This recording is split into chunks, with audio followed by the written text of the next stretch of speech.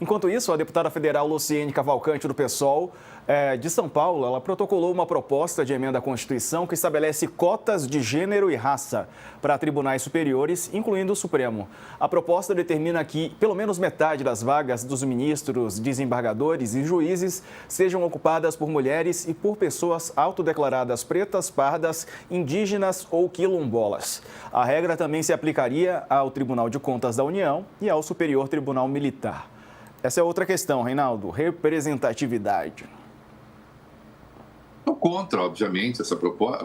Sou contra a proposta, não acho que seja essa. Acabo de falar que há duas dimensões da política, a dimensão da ética, que não pode ser superdimensionada, e a dimensão da polis, propriamente, que também não pode ser superdimensionada, tem que ter o equilíbrio dessas duas coisas.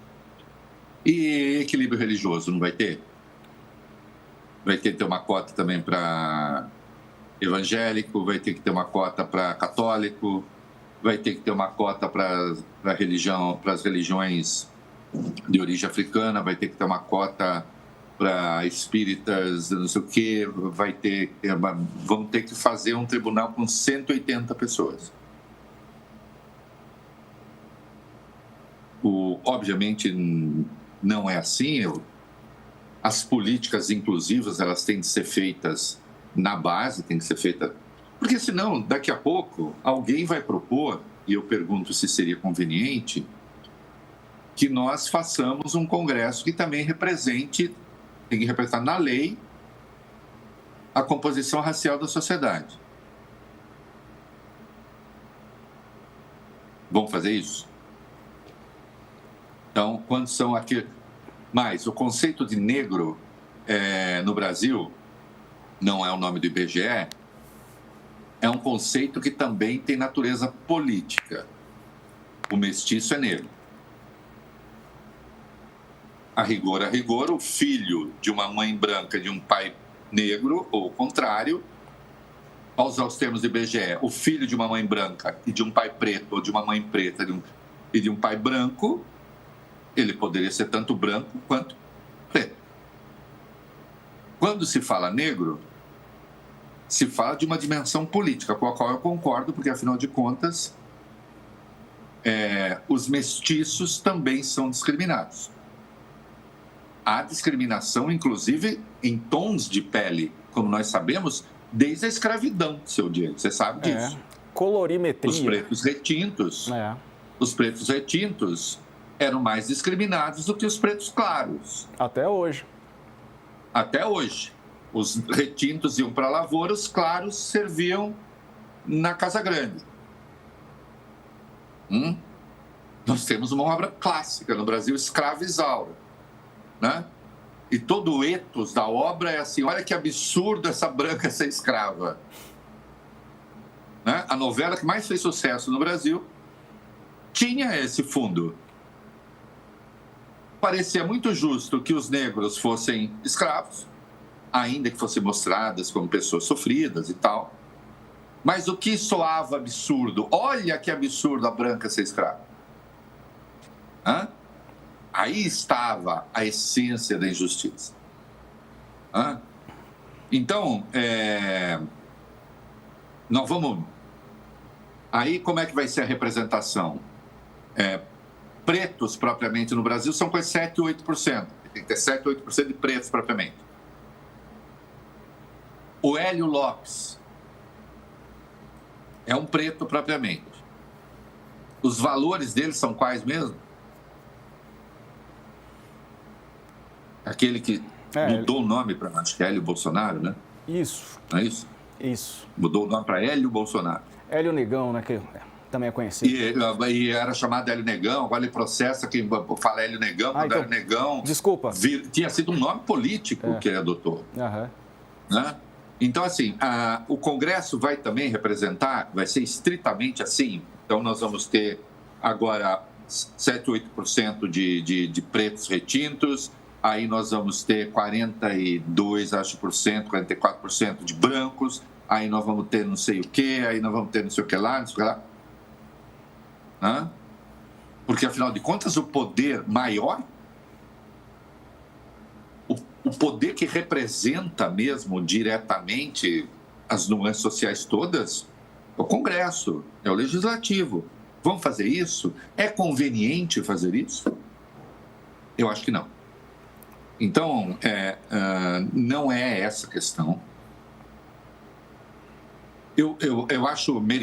Veja, haver pressão na sociedade para isso, para que seja mulher, para que seja negra, pode fazer pressão à vontade.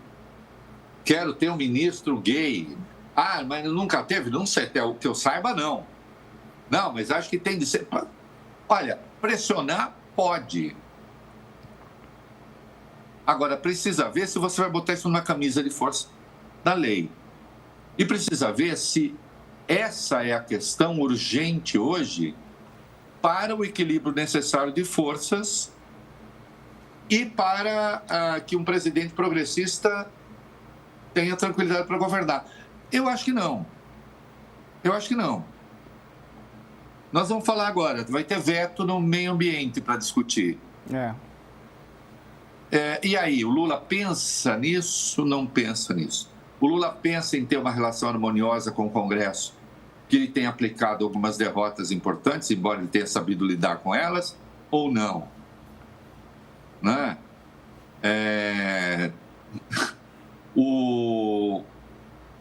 A barreira de contenção de algumas aberrações na área política acabou sendo o Senado. O Lula ignora isso ao fazer sua escolha e simplesmente falar o Alcolumbre que se dane. Não é assim, entende? Essa é a dimensão, voltamos a Aristóteles, essa é a dimensão puramente ética da política, que evolui para uma coisa eventualmente moralista, excessivamente.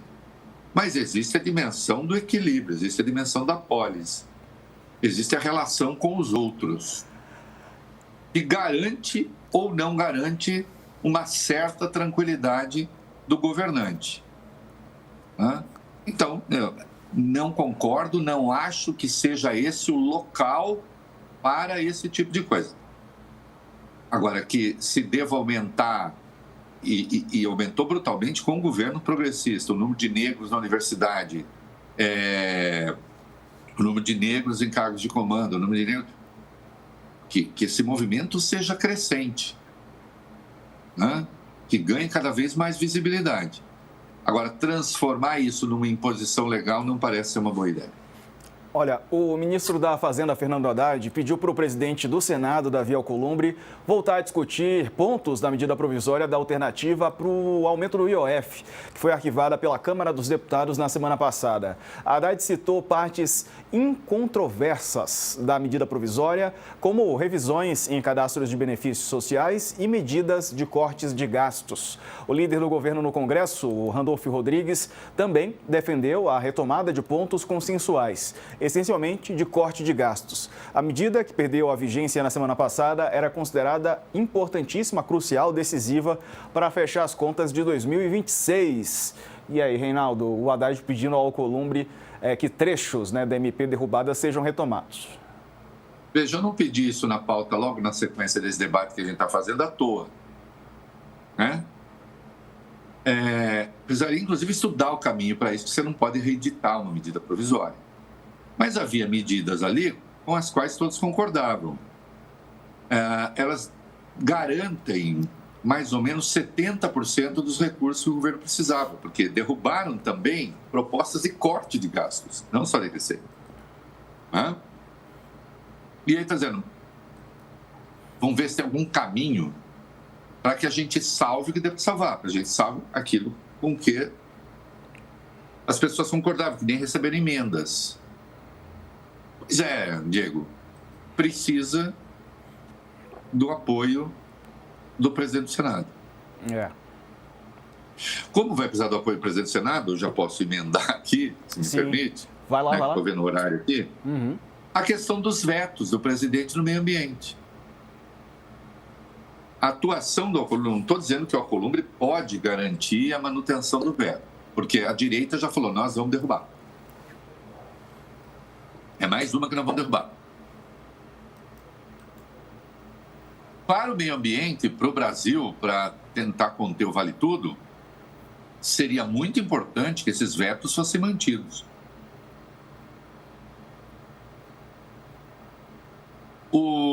Seja para a questão das contas, seja para a questão dos vetos, seja para a questão... O presidente deve ignorar que ele precisa ter uma segurança na sua relação com o presidente do Senado, mas aí alguém diz, então o presidente do Senado vira uma espécie de chantagista. Não, ele é presidente de um poder, chegou lá pelo voto. O presidente pode tentar mantê-lo próximo ou não, dentro daquilo que dá para fazer. Já foi uma atitude muito mal vista pelo Congresso, os vetos impostos pelo Lula, pelo Congresso. Bancada ruralista. A bancada ruralista tem 300 pessoas. Tem gente lá na bancada ruralista que não sabe distinguir um alho de um bugalho. Entendeu? É que, sei lá, que deve achar que amendoim dá em árvore, como uma vez uma entrevistada do Jô Soares falou que tinha um pé lindo de amendoim carregado de amendoim.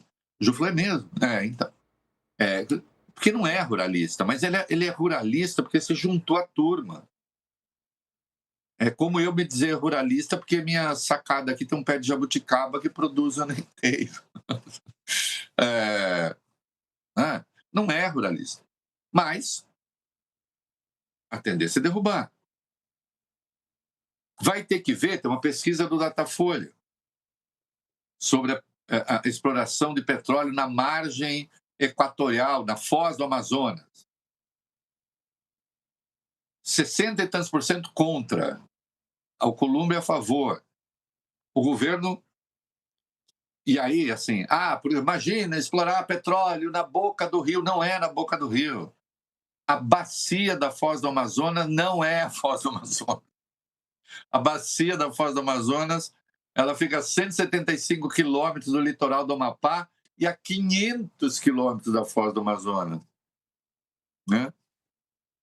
Se acontecer algum acidente lá, pode acontecer da Guiana. A exploração da Guiana é mais próxima do Brasil do que da Foz do Amazonas. Né?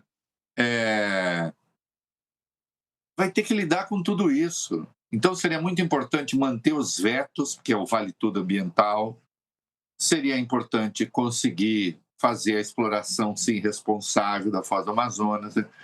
E isso tudo passa pelo Legislativo, isso tudo passa pelo Senado. Eu compreendo que o presidente tome esses cuidados, né? Porque se trata de lidar com a polis, né? Não só com critérios de felicidade e isoladamente éticos. Tem a questão da ética, tem a questão do equilíbrio de poder. E não é fácil, né, estabelecer esse equilíbrio. Depois do intervalo, falaremos de quem vota para impedir a vitória de um outro político, né? Votar em alguém porque você não quer que o outro ganhe. O que será que o Reinaldo tem a dizer sobre essas pessoas? Daqui a pouco a análise. Fica aí. A gente segue ao vivo aqui na internet. Ô, Reinaldo, é muito difícil, né, estabelecer uma relação que ela funcione harmonicamente entre o governo, o executivo, o Congresso e o judiciário. É uma balança que dificilmente ela tá equilibrada, né? É muito difícil, e veja, e especialmente no Brasil, que para o bem e para o mal, e é realmente para o bem e para o mal, nós não temos um bipartidarismo na prática. Os Estados Unidos têm mais partidos que o Brasil, do ponto de vista de registros, mas, de verdade, existem os democratas, existem os republicanos. E os republicanos votarão sempre com presidentes republicanos, os democratas votarão sempre com presidentes democratas, e assim é. Aqui no Brasil, nós temos o tal do presidencialismo de coalizão. A Gleisi, por exemplo, está sendo criticada aqui e ali, porque está dizendo, olha, quem está com o governo, quem não está, entrega cargo. E diz, que absurdo, está vendo como os cargos são... Peraí, mas é uma novidade que, com esse número de partidos que a gente tem, o exercício do poder seja dividido entre os partidos? Aí vem os bolsonaristas, com Bolsonaro não era assim. Claro, o Bolsonaro fazia tudo via orçamento secreto. Não é? Essa é a regra do jogo. Ah, mas vamos mudar a regra do jogo? Podemos mudar a regra do jogo, vamos ver. Mas aí precisa ver como é que muda. Nós vamos criar um bipartidarismo, uma camisa de força do bipartidarismo? Nós vamos impor uma regra que elimine os pequenos partidos e não sei o quê? Criar uma cláusula de barreira tal que afunile em duas grandes frentes e acabou? Temos o nosso modo de fazer as coisas, que tem um monte de problemas, mas também tem um monte de soluções quando a gente olha, né? Os Estados Unidos estão sendo governados por um golpista, inequivocamente, autocrata, que pode botar o mundo num... O Brasil está sendo governado por um democrata e o candidato a autocrata está inelegível e vai para a cadeia. Talvez em prisão domiciliar, que já está hoje por outros motivos, em razão da sua condição de saúde. Mas, dado o modo como fazemos as coisas por aqui, né, o golpista não prosperou. E a primeira pessoa a reconhecer a eleição do Lula, né, foi o Arthur Lira, como reconhecem os autores de Como Salvar a Democracia e Como as Democracias Morrem. Verdade. Aliás, o Lira, os indicados dele não perderam os cargos, né? Até o Lira não votou, ele se ausentou daquela votação. Isso. A gente está voltando aqui. Até porque ele não quer perder a presença da Caixa, né?